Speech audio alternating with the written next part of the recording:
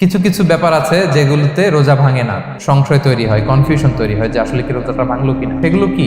এক নাম্বার হচ্ছে ভুল করে যদি কেউ খায়। দুই নাম্বার হচ্ছে এটা বিবাহিতদের জন্য, বিবাহিতরা ফিজিক্যাল ইন্টারকোর্স যদি করে দেহ থেকে সিমেন আউট হলে রোজা ভেঙে যায়, কিন্তু স্বাভাবিক মেলামেশাতে রোজা ভাঙে না। তিন নাম্বার ওয়েট ড্রিম, বাংলায় বলে স্বপ্নদোষ।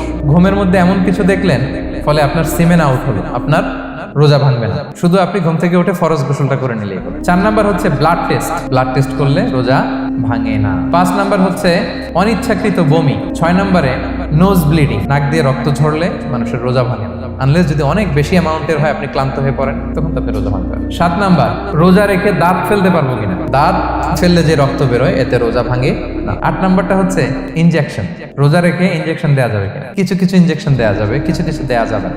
কোনগুলো দেওয়া যাবে না?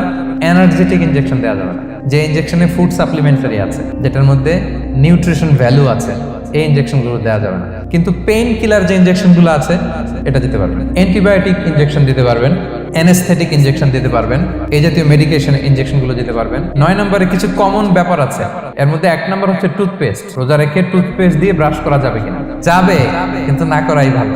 আই ড্রপ দেওয়া যাবে। এরপরে ডায়াবেটিক পেশেন্ট যারা আছে তারা ইনসুলিন দিতে পারবেন, এত রোজা ভাঙে।